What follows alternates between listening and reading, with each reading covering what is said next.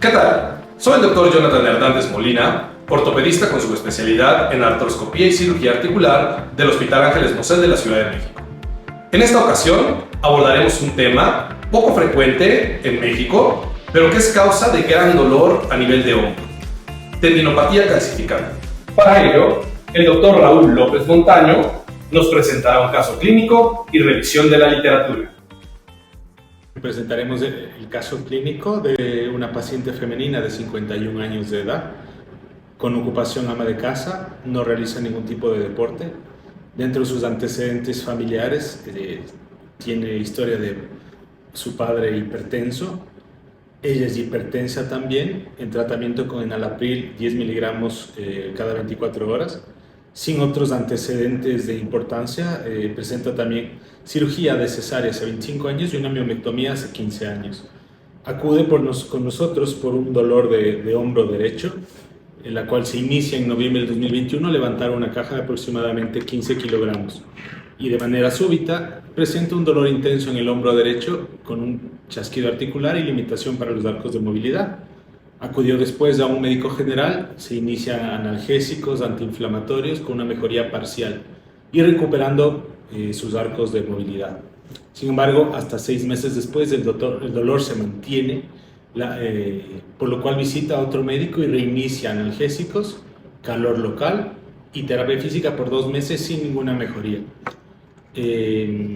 Por lo cual acude a nuestra consulta posteriormente. Dentro del examen físico, unos signos vitales dentro de parámetros normales. En el examen físico ortopédico vemos un hombro derecho sin deformidades a la inspección, unos arcos de movilidad de una abducción de 180 grados, dolorosa desde los 40, una aducción de 40 grados, flexión de 120 y extensión de 45 grados, una rotación interna de 70 y externa de 45 grados, con una maniobra de Hove negativa pero dolorosa, maniobra de Neer y Hawkins positivo, un test de aprehensión negativo, un Speedy Jergason también negativos y con el hombro contralateral sin alteraciones a la exploración. Aquí podemos observar cómo son los rangos de movilidad de la paciente en el examen físico inicial. Se realizaron unos estudios complementarios, dentro de los cuales todos estaban dentro de parámetros relativamente normales, a excepción de una glicemia en ayunas de 104 miligramos por decilitro.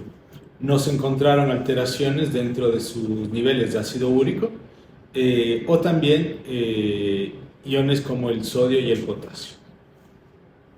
Se le realizó de manera inicial una radiografía anteroposterior y una anteroposterior verdadera del hombro derecho, el cual es del afectado, evidenciando claramente esta calcificación o esta imagen sugerente de calcificación en la inserción del tendón del supraespinoso de aproximadamente 14 por 5 milímetros. Continuando su estudio, realizamos una resonancia magnética simple del hombro derecho, evidenciando esta imagen hipointensa con también un edema subcondral en la región superior y medial de la cabeza del húmero, con unas mediciones de 14.29 por 4.92 milímetros. Este es un corte sagital de la misma lesión, la cual podemos observar aquí. Este es un corte axial, evidenciando claramente el edema subcondral. En el informe de la resonancia se nos comunica que existen cambios por tendinosis del supraespinoso con imagen que sugiere una calcificación de la porción bursal que condiciona un efecto de volumen y ruptura de las fibras tendinosas en continuidad, como una lesión grado 2, con edema de tejidos blandos en continuidad y el edema óseo previamente descrito.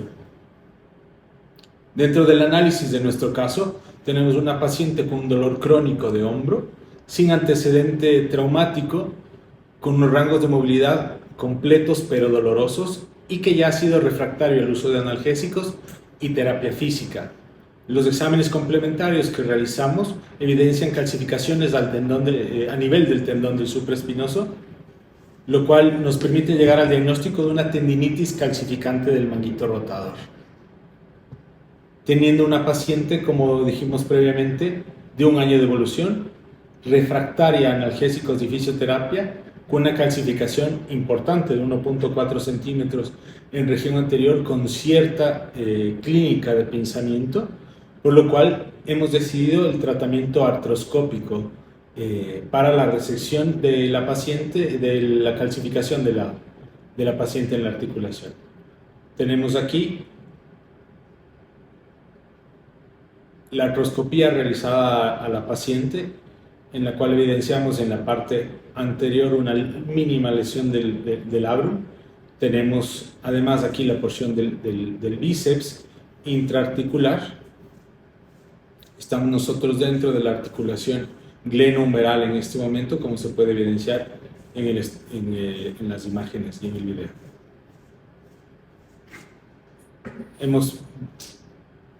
También observamos aquí cómo está la cara articular del tendón del supraespinoso sin alteración aparente, y luego pasaríamos al espacio subacromial. Nos encontramos en el espacio subacromial. Evidentemente se observa a nivel de la inserción cercana a la inserción del tendón del supraespinoso un abultamiento con calcificaciones evidentes en el tendón. En este momento realizamos con una aguja de manera percutánea la identificación del sitio donde vamos a trabajar con el artroscopio. Hacemos una pequeña incisión, por la cual también vamos a pasar un shaver artroscópico,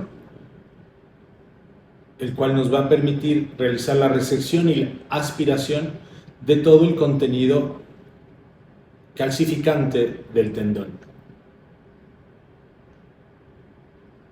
Realizamos la aspiración de las calcificaciones, como se observa, y de manera transquirúrgica también hacemos un control radiológico con una radiografía simple.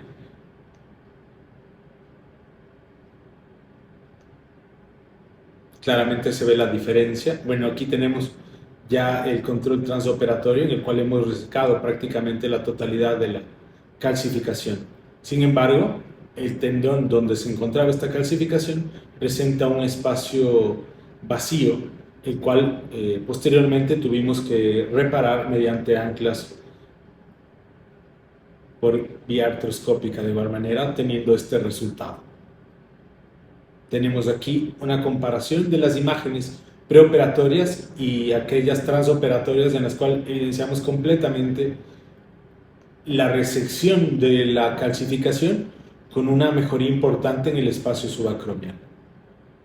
Tenemos aquí las heridas de nuestros portales, el portal posteromedial, el anterolateral, y los portales laterales anterior y posterior accesorios para la resección de esta calcificación. Tenemos aquí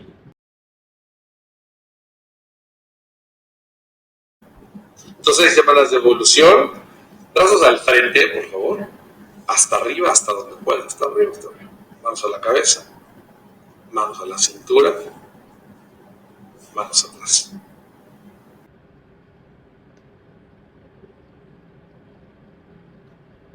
Estos son los movimientos ganados ya 6 semanas después de la cirugía y totalmente indoloros.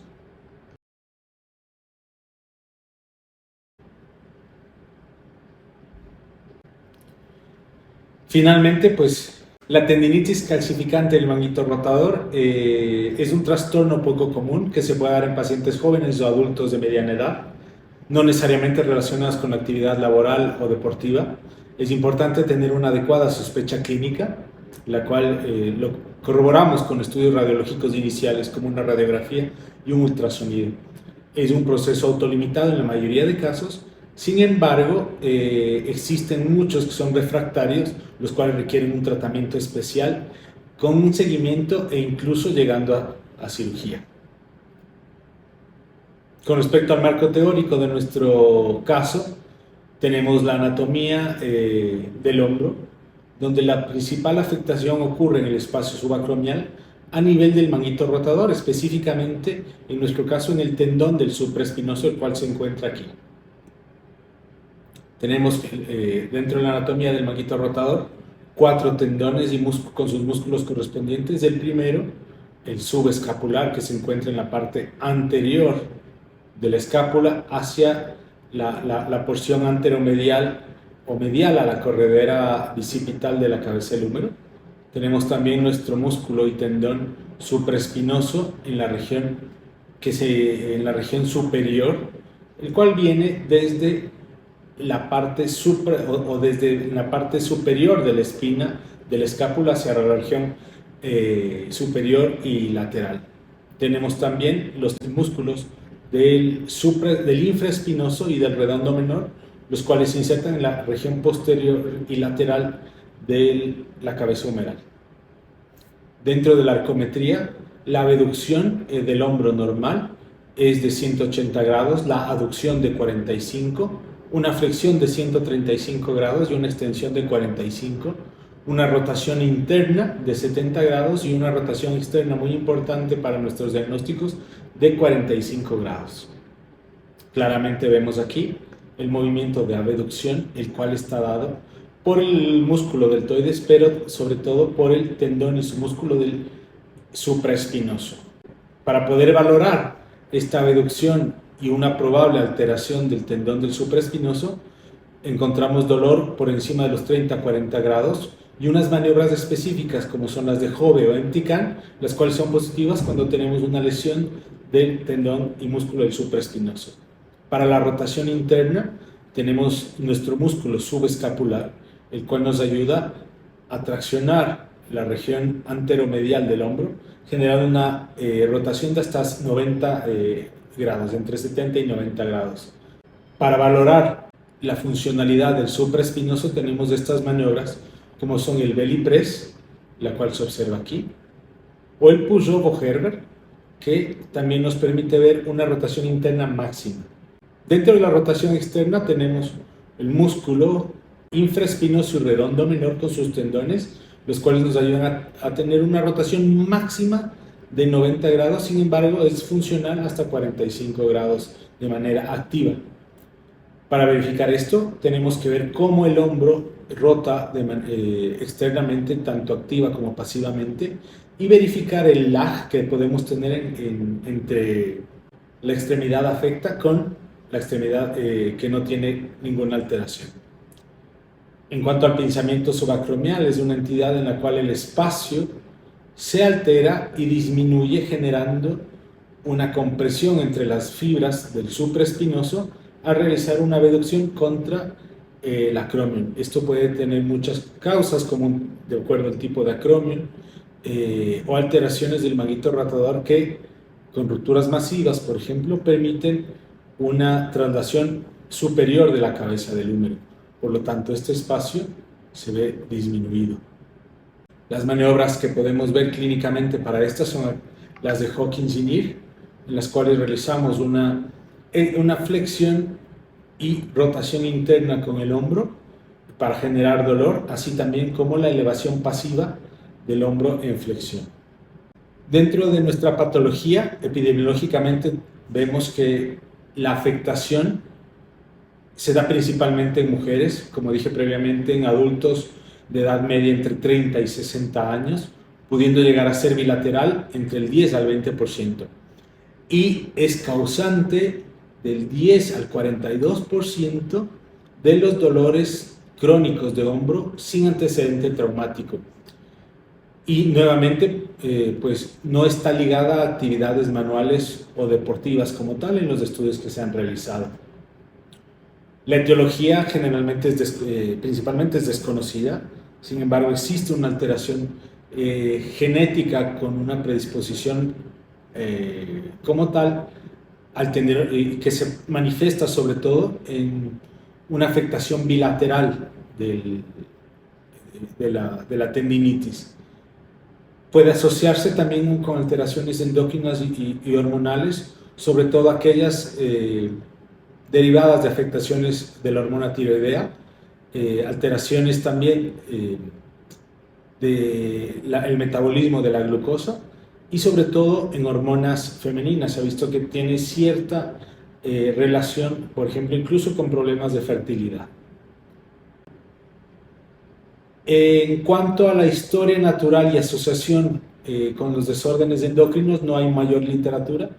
Lo que hemos encontrado en el Journal de Shoulder y Elbow Surgery en el 2007 es un corte observacional de 102 pacientes con esta patología, en la cual se dividieron aquellos que tenían asociada una enfermedad endocrina contra aquellos que no tenían una asociación, y se encontró que existe una edad más temprana en el inicio de los síntomas en aquellos que tienen alguna alteración endocrina previa.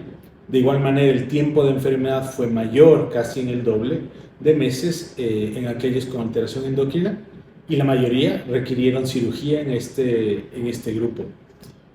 La tendinitis, dentro de la fisiopatología, tenemos nosotros en el tendón normal, sin alteraciones, un colágeno tipo 1, el cual presenta el 60-85% de la estructura, y una matriz estructural hecha por protoglucanos, glucosaminoglicanos y glucoproteínas con componentes inorgánicos, así como el calcio, magnesio, manganeso, cobre, zinc y fósforo. Esta matriz estructural está realizada por unas células especializadas que se llaman tenocitos. Estos tenocitos pues, nos permiten tener una adecuada elasticidad del tendón para su movilidad. Sin embargo, por factores que no conocemos, existe una metaplasia de estos tenocitos hacia unas células similares a condrocitos. Estas células similares a condrocitos tienen una mayor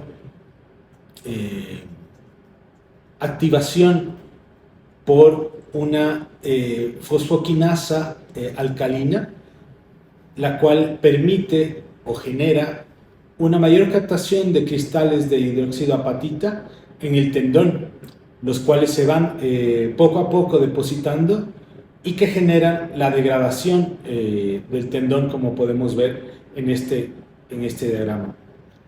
Existen tres etapas de la calcificación. Una primera precalcificante, en la cual vemos una metaplasia de estos tenocitos, la cual es asintomática e inicia poco a poco el ambiente propicio para la calcificación. La fase calcificante, estos condrocitos ya metaplásicos inician el depósito de cristales, y esta se divide en tres. En una fase formativa, en la cual es inicial, con síntomas ausentes o mínimos, sobre todo nocturnos. Una fase de descanso, en la cual estas calcificaciones ya son homogéneas, bien definidas y con un leve incremento en los síntomas. Y una fase resortiva, muy inflamatoria, muy sintomática, aguda, donde los pacientes seguramente nos van a visitar en nuestra consulta buscando una ayuda inmediata, y es aquí cuando estas calcificaciones han activado la respuesta de macrófagos fagocíticos para su reabsorción.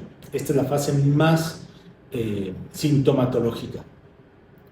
Finalmente tenemos una etapa reparadora que puede ocurrir en la mayoría de los pacientes, con la cual existe una remodelación por fibroblastos con reemplazos de depósitos por tejidos de granulación, perdiendo la elasticidad inicial del tendón.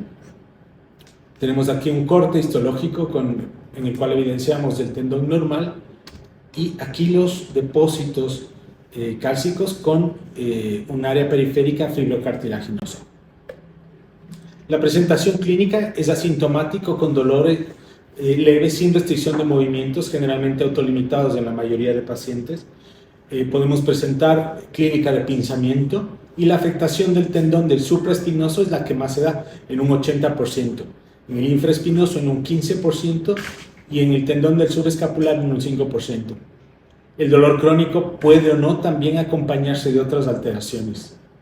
Dentro de los exámenes de laboratorio no existe una correlación con las alteraciones séricas de calcio, potasio, fosfatasa alcalina. Sin embargo, en pacientes con este tipo de tendinitis es importante sospechar algunas alteraciones hormonales para que pueda también medicina interna o endocrinología continuar su seguimiento. Dentro de la imagen, el primer paso es una radiografía convencional, generalmente con una proyección anteroposterior y anteroposterior verdadera, la cual nos va a permitir visualizar las calcificaciones en los tejidos blandos. Existe una calcificación descrita por Gardner y Heyer en 3 tipos. Aquí tenemos imágenes de la tipo 1, una fase inicialmente calcificante, formativa, una fase 2 donde ya se ha formado la calcificación, sin embargo es densa, homogénea y es una fase de descanso. Finalmente la fase resortiva, mucho más heterogénea, en la cual el paciente es mucho más sintomatológico. Otro estudio de imagen que podemos realizar es el ultrasonido, el cual puede llegar, es diagnóstico y también terapéutico con algunas maniobras, en el cual observamos depósitos cálcicos hiperecogénicos con o sin una sombra acústica definida. Bianchi describe en su estudio en el 2019 3 grados de estas calcificaciones, una tipo 1 con calcificaciones hiperecoicas con una sombra acústica bien definida, como se observa aquí. La tipo 2, calcificaciones hiperecoicas focales con moderada sombra acústica. Y la tipo 3, que ya son calcificaciones isoecogénicas respecto al tendón y sin mayor sombra acústica. En el Doppler también nos permite ver sobre todo una fase resortiva o inflamatoria con el incremento de la vascularidad cercana a la alteración. La tomografía es más útil que el ultrasonido para valorar calcificaciones profundas y mejor que los rayos X en una superposición. Aquí podemos ver la imagen en radiografía simple de una calcificación y en una TAC, en una corte axial, en el cual vemos varias calcificaciones que se superponen. La resonancia magnética tiene su utilidad para valorar lesiones concomitantes. Tiene una pobre visualización con baja cantidad ya que las calcificaciones tienen una baja cantidad de protones de hidrógeno, lo que no nos permite una adecuada visualización. Y es de gran ayuda para visualizar las lesiones corticales focales en el húmero proximal, las cuales nos traducen un peor pronóstico y probablemente una afectación importante de las estructuras cercanas. Tenemos aquí la imagen de nuestra paciente en la cual observamos la hipointensidad con el edema concomitante ocasionado por la calcificación. Aquí tenemos unas imágenes comparativas del mismo caso, en la cual tenemos una radiografía inicial con la calcificación en fase formativa, la misma imagen en tomografía con un corte coronal. Aquí la vemos en una ecografía y finalmente la imagen hipointensa que se ve en la resonancia magnética. Para llegar al diagnóstico es importante que clínicamente seamos muy específicos en el dolor.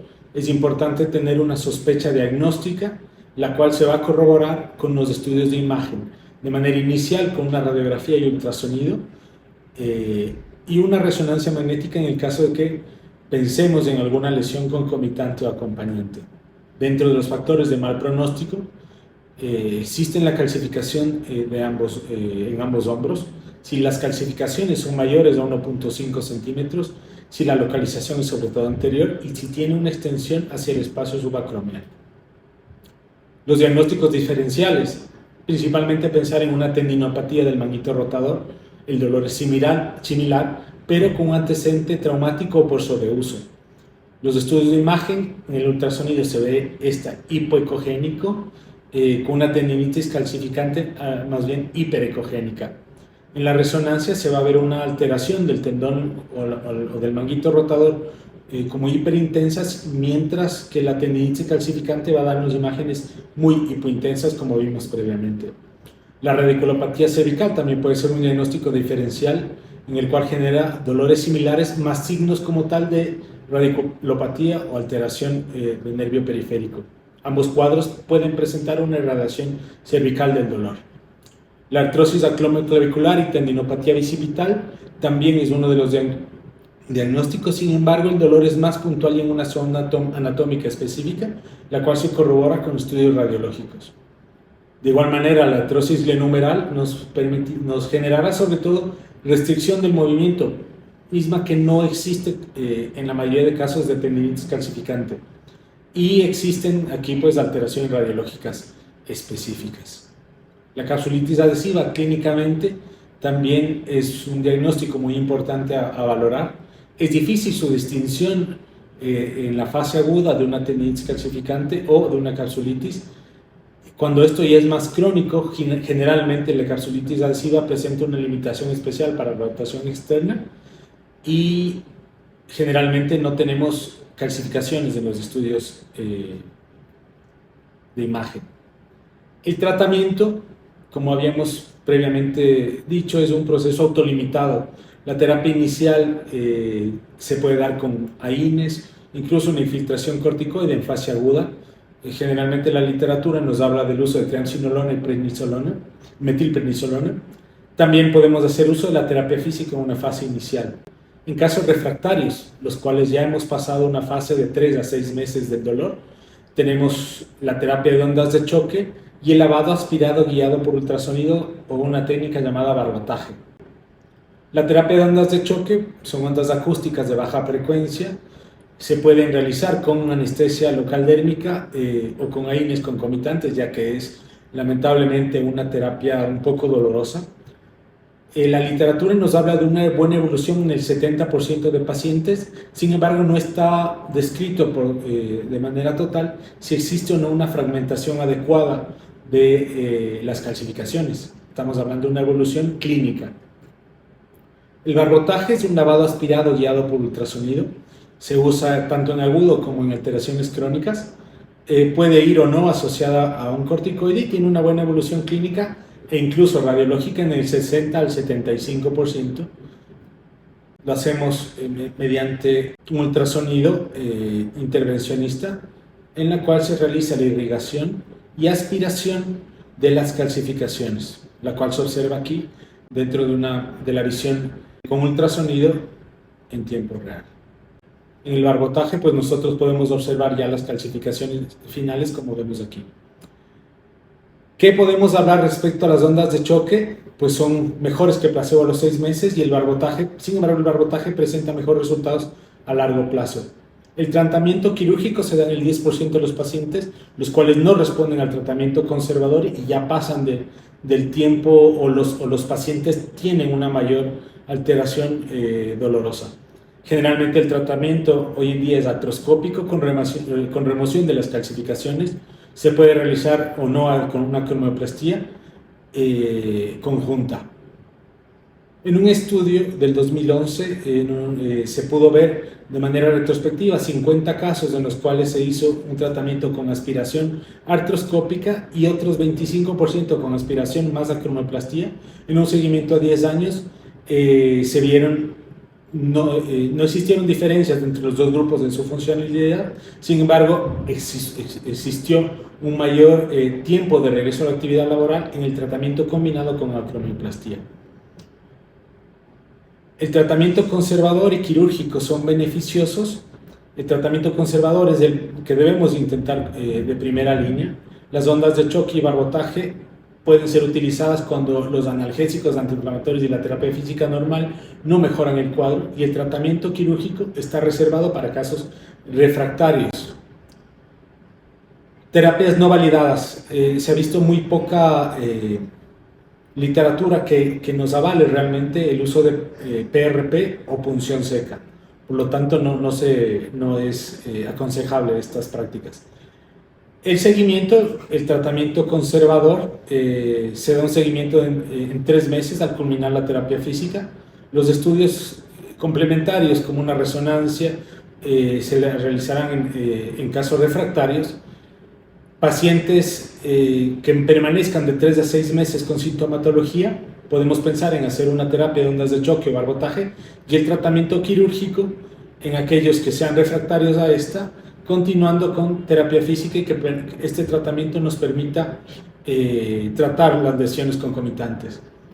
Pueden existir complicaciones propias de la tendinitis calcificante, como una capsulitis adhesiva, que se puede dar por migración de los depósitos de calcio hacia otros tendones, una lesión del manguito rotador, que puede ser tanto causa como efecto de la tendinitis, obteniendo una alteración parcial tras la remoción artroscópica, como en nuestro caso, la cual puede o no requerir reparación.